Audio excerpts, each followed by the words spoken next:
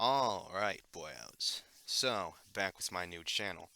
So I had a video planned for a while anyways, and this is going to be kind of a reinforcement on the family pill. Just maybe some more different parts that Rehab Room and a few other people could have talked better about.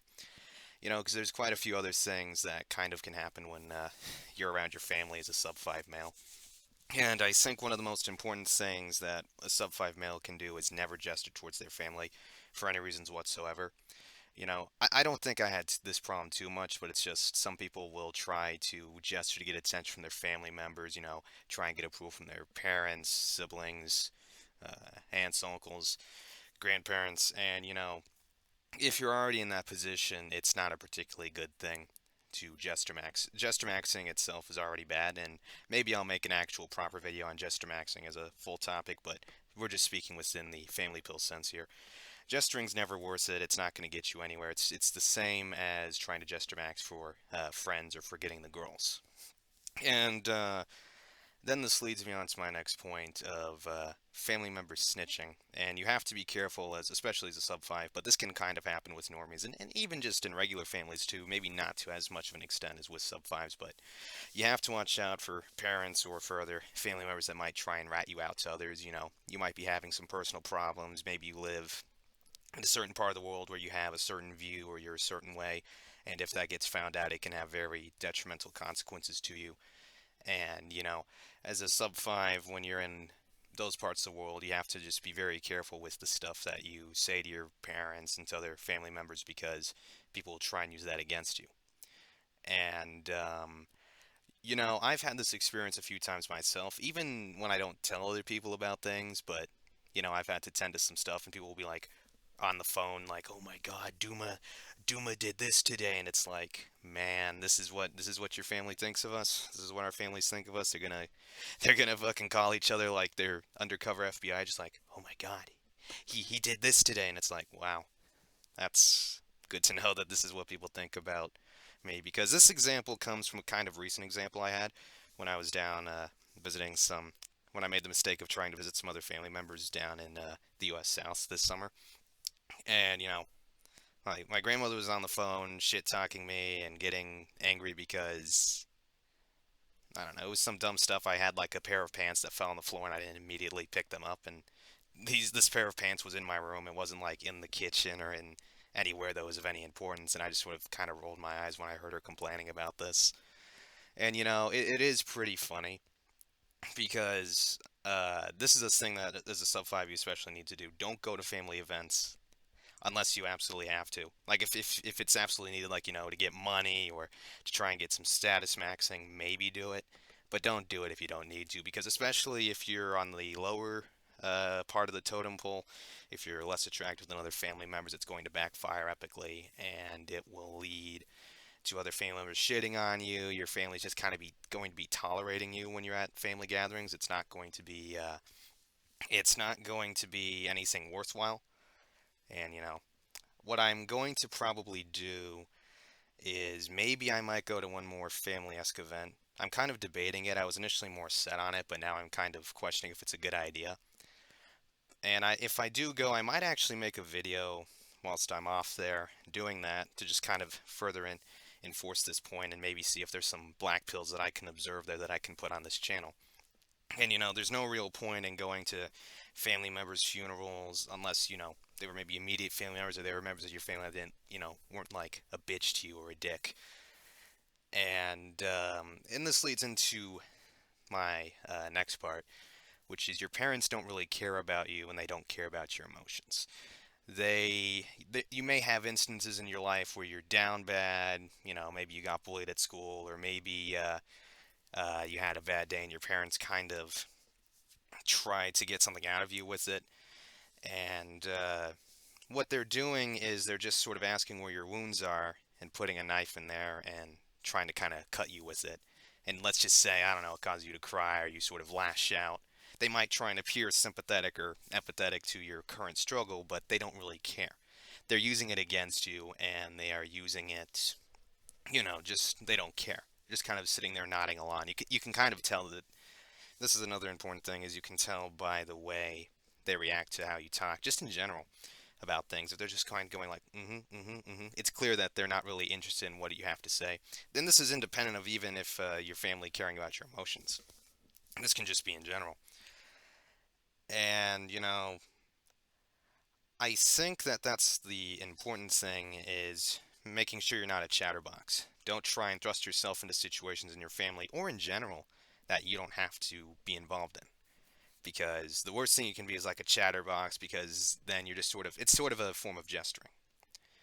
And, you know, it becomes burdensome for you and it just sort of doesn't accomplish anything. And speaking on burdensome issues, it kind of reminds me, for those of you who came from my old channel, I had this Irish grandmother who, in the final 10 to 20 years of her life, was this huge burden on her family. She was terminally ill. She didn't decide to pass the torch along to other people. She essentially caused one of her sons to sort of become a permanent caretaker for him, for her, I mean. And, it held him back in life. And, he doesn't have a full proper job. He's working multiple jobs.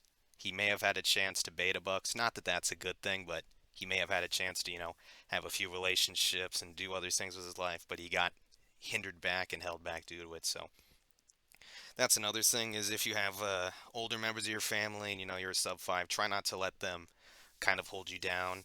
You don't need to take care of every single member of your family. You don't have to be Mr. Meek, gentlemanly person. And with holding back, this leads into my next part. Uh, I've had parents, and this happened with me, but I had my parents hold me back in a year in school, not because I failed the grade, but because they thought it was some sort of in some delusional grasp to try and somehow make me smarter. And this is some advice for those of you sub fives that might try and beta bucks or who might try and raise a kid: is don't hold them back in school.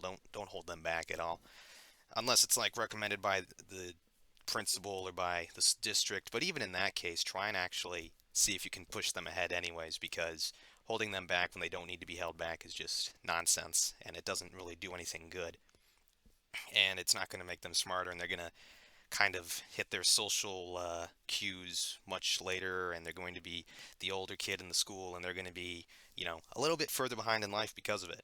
And you don't get anything out of holding your kids back in school. This topic itself, admittedly, could be maybe something to talk about more in a standalone video, but I'm bringing it up in this because it's kind of relevant with the family pill.